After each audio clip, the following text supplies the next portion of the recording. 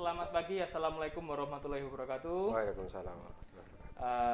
Untuk inspirasi Jumat Labs kali ini kita akan mendapatkan sebuah informasi yang sangat berharga tentang COVID-19 yang akan kita bincang-bincangkan dengan Pak Aris. Kebetulan Pak Aris ini relawan pitulung, Pak Nggih. Relawan pitulung. Iya, relawan pitulung. Bisa dijelaskan sebentar, Pak, sekedar apa itu relawan pitulung itu, Pak? Jadi relawan pitulung ini filosofinya kita ambil kata pitulung itu adalah pitulung, jadi dari bahasa Jawa ya. Iya, bahasa Jawa. Tulung jadi menolong. Nah, relawan yang menolong. Tapi untuk organisasinya sendiri adalah Gerakan Pemuda Indonesia Peduli Pitulung. Gitu. Gerakan Pemuda Indonesia Peduli. Keren, Pak. Oke, langsung saja, Pak ya. Bahwasanya sekarang ini meskipun sudah dalam keadaan PPKM, terus berita tentang COVID-19 ini sudah mulai mereda, tapi pada kenyataannya di lapangan, Pak ya, itu masih banyak sekali orang yang terpapar COVID, Pak. Jadi istilahnya bagaimanakah sih, Pak Aris, cara virus COVID-19 ini kok bisa masuk ke dalam tubuh kita, Pak? Itu bagaimana, Pak? Untuk yang umum adalah melalui droplet ya. Droplet ya. Jadi kalau misal ada bekas bersin yang menempel di meja atau di benda, terus kita pegang, terus kita kena muka, nah itu biasanya yang diserang masuk ke hidung atau mulut. Oh, lewat pernafasan. Lewat pernafasan. Nah, makanya juga kalau ada perlindungan tambahan dia pakai kacamata atau face shield. Nah, itu sebetulnya hanya perlindungan tambahan. Tapi yang utama adalah masker. Kenapa masker itu penting?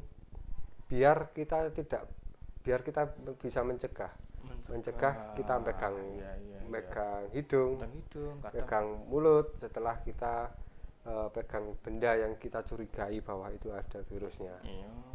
Nah, nanti kalau sudah masuk di mulut atau di hidung tuh nggak serta-merta kita bisa terpapar. Dia masih berputar-putar di sekitaran area pernafasan. Gitu ya, Pak ya. Baru nanti naik.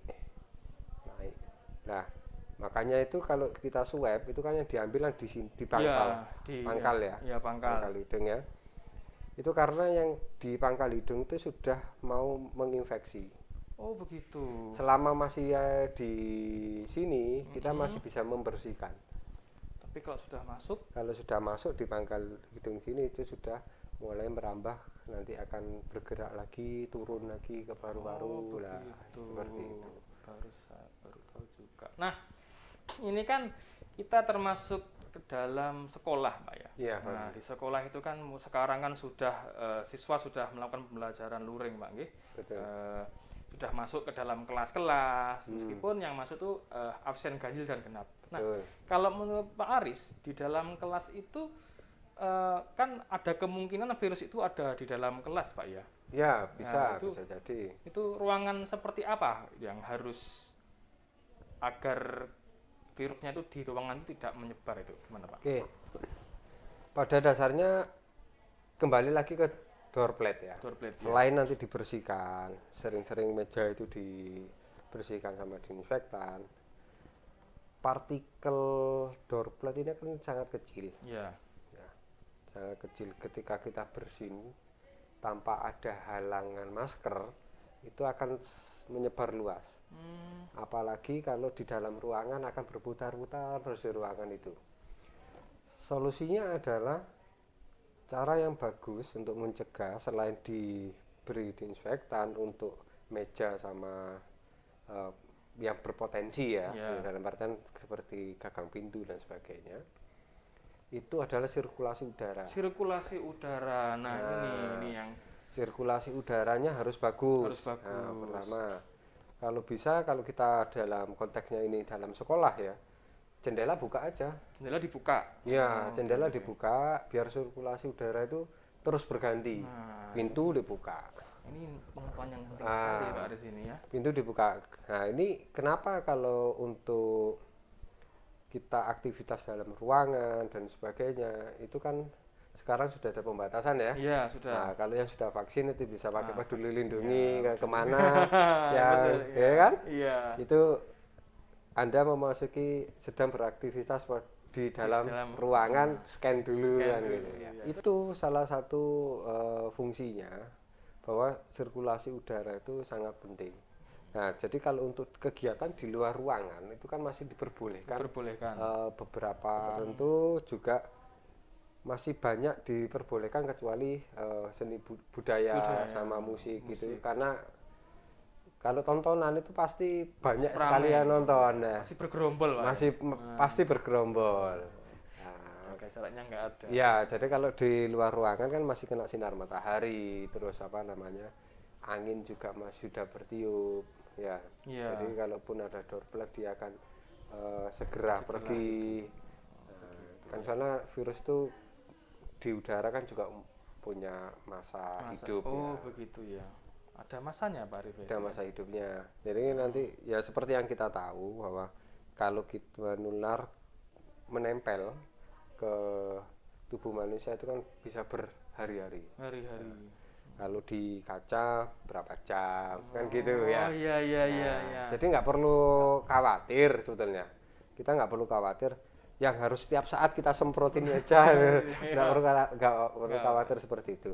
Seandainya seperlunya kita semprot disinfektan itu. Karena disinfektan itu juga punya dampak sendiri pada tubuh kita.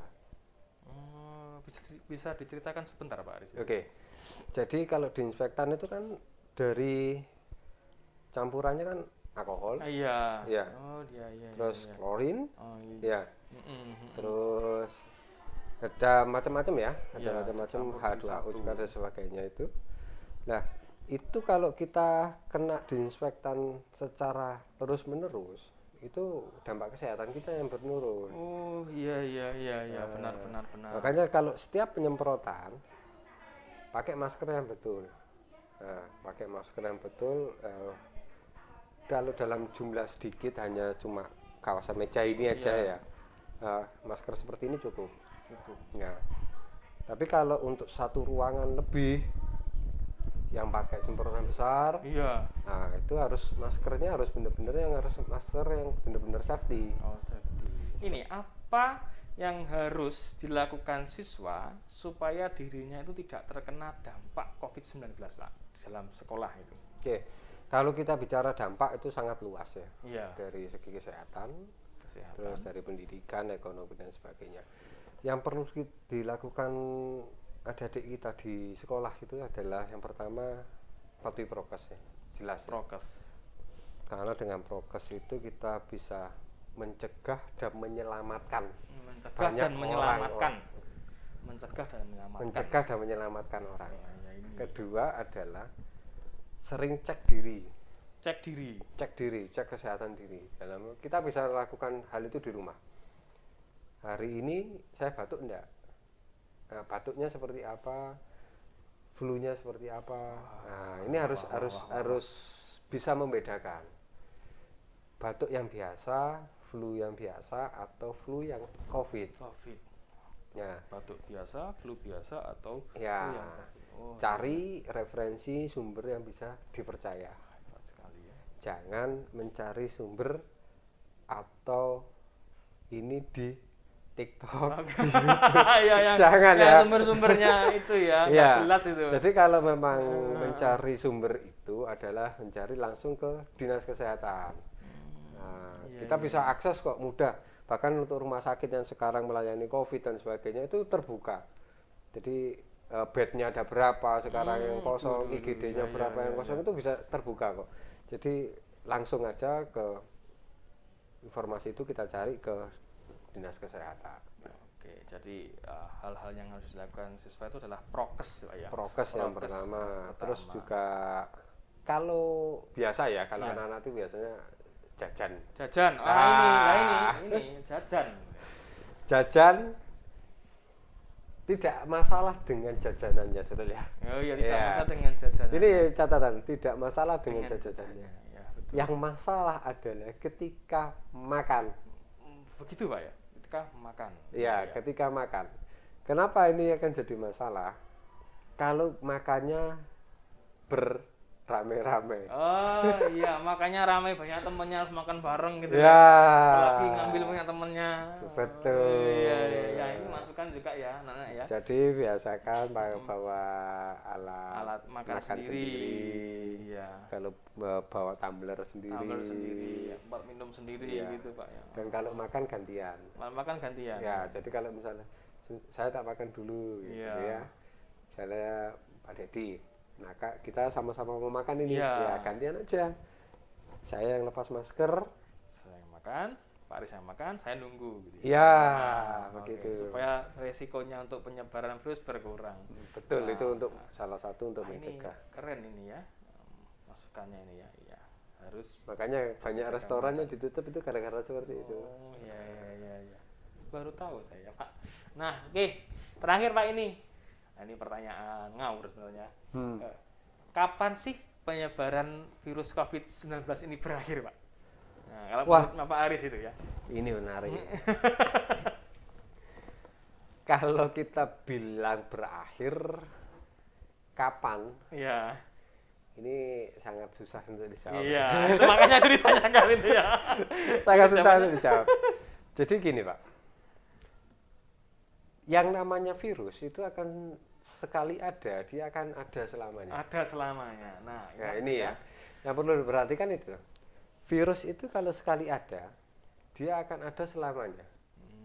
Iya. Dan bagaimana kita bisa berdamai dengan apa yang namanya virus ini. Oke. Terus bisa hidup berdampingan dengan virus ini. Yang kita lakukan adalah prokes tadi, Prokes? ya. Iya. Selama nanti kita belum masuk ke masa epidemi. Epidemi. Iya. Oh. Kalau saat ini kan Saat kita ini masih pandemi. Masih pandemi. Ya. Ya. Tapi kalau sudah masuk epidemi, jadi rumusnya simpel. Nah. 85% Ya. penduduk Indonesia sudah tervaksin atau terpapar. Oh, begitu. Tervaksin atau terpapar ya. Ya, tervaksin atau terpapar itu baru kita bisa masuk transisi ke epidemi. Nanti akhirnya jadi flu ini jadi biasa. Ini pentingnya vaksin, Pak. Saat kita vaksin, kita punya kekebalan tubuh. Iya. Ya, karena yang disuntikan adalah tiruan virus atau virus yang sudah dilemahkan. Nah, ini kita punya kekebalan tubuh dalam tubuh ya. Iya. Nah, kalau semuanya saya tervaksin, jenengan tervaksin, resikonya lebih rendah.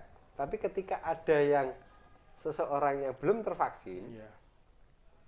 terus dia terpapar, virusnya bisa bermutasi. Bisa bermutasi. Nah, ini yang gawat Pak ya. Virusnya bisa bermutasi ini. Nah, ini yang kebanyakan di ini ya. Di negara kita gitu Pak ya. Akhirnya bermunculanlah apa? Model Varian tipe baru dan varian sebagainya. baru. Iya, Nah, gitu. jadi selain nanti kita prokes, kita vaksin ya. Terus yang terakhir adalah jaga kesehatan. Oke. Jadi tidak bisa sepenuhnya kita mengandalkan prokes, kita tidak bisa mengandalkan sepenuhnya untuk vaksin, tapi kalau kita tidak menjaga imunitas. Oke. Demikian pesan dari Pak Aris yang merupakan relawan Pak ya. Iya. Relawan dari Pitulung. Oke. Demikian apa yang Pak Dedi sama Pak Aris bisa sampaikan, semoga bisa bermanfaat. Selamat pagi. Assalamualaikum warahmatullahi wabarakatuh.